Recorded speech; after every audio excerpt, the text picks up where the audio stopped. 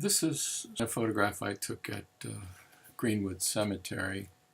If you don't know anything about Green-Wood Cemetery in Brooklyn, New York, here are some of the notable people buried there. Tiffany, known primarily for his lamps, but was a great artist in glass and other mediums. Violet Oakley was a sought-after muralist, notably the State House of Pennsylvania. Leonard Bernstein, well known for West Side Story, but conductor and composer of many symphonies. Jean-Michel Basquiat. If you have one of his paintings or drawings, you probably don't need any money.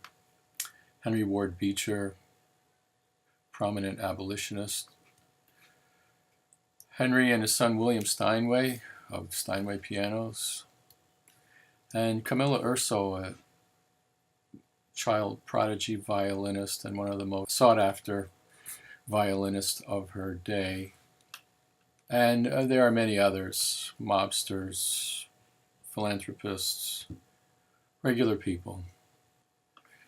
This was a mausoleum, Van Ness Parsons, and Green-Wood has all their paths marked with street signs, Bayview Avenue, which I lived on at Bayview Avenue in another state for the first several years of my life.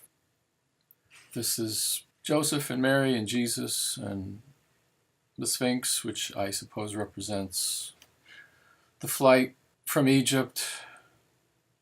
And here's my Sphinx. That was my shot, and those are my color moves. I wanted to get a basic idea of my color scheme, and this is a method I use often enough. You start with a six-pointed star. You have your primaries, yellow, red, and blue. Then you have your secondary colors. Between yellow and red is orange. Between red and blue is violet. And between blue and yellow is green. And of course, between green and yellow is yellow-green. Between green and blue is blue-green. And between blue and violet is blue-violet. Violet and red, red-violet. And orange and red, red-orange. And between yellow and orange, yellow-orange. What do I do with this little diagram? Well, when I see things, and I really don't have a camera, which is pretty rare these days since everyone has a phone, but I may just want to clarify in my own mind what it is I'm trying to do. So I saw this as kind of yellow, and I wanted to make sort of a yellow-orange to a red-violet kind of scenario. This was going to be more towards the yellow-orange side. So I'm looking at that part of the color spectrum. There are other ways to figure out your color compositions, and this is just one of them. The first thing I did was attend to the background. You can see sort of this red-violet, and this is maybe a yellow-green, yellow-orangey kind of color. And then the sky, again, is sort of like a red-violet. So I'm trying to get these yellow-violet combinations to oppose each other. And there's my foreground, which I set that to open up the darks, or I use channel calculations for that. And I'll just do a quick demonstration, just because I mentioned them so much. So here you have your merge layers and your blue and your gray mixed.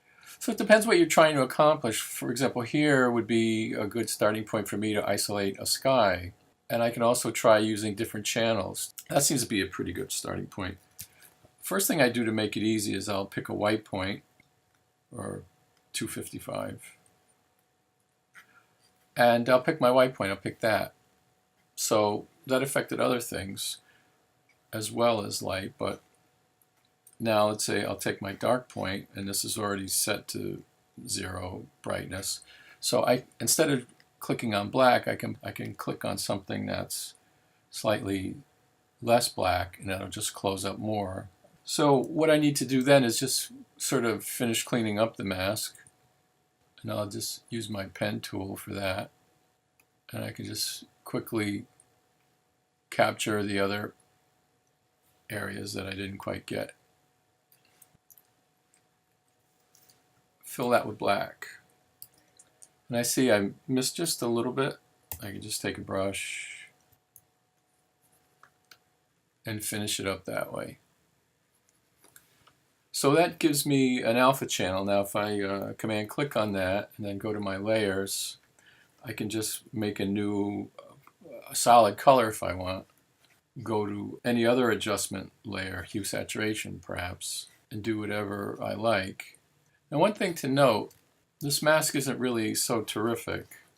If you look at the mask, it's pretty sharp. So if I go and I just use a little bit of blur,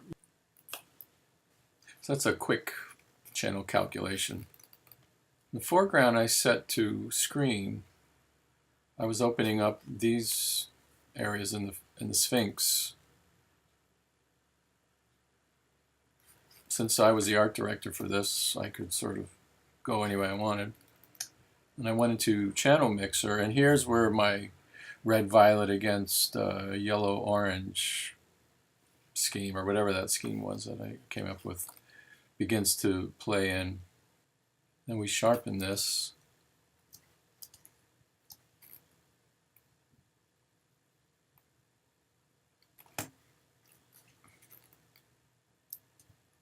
That pretty much concludes my efforts in Green-Wood Cemetery. Apparently was some sort of sun here, and I don't know if it was a precious metal or semi-precious metal. I don't know if it was stolen or if it decayed and fell apart and was removed, which is why people often say you can't take it with you, but someone else can take it from you.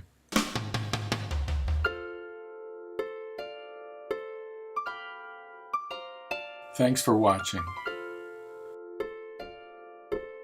Please like and subscribe.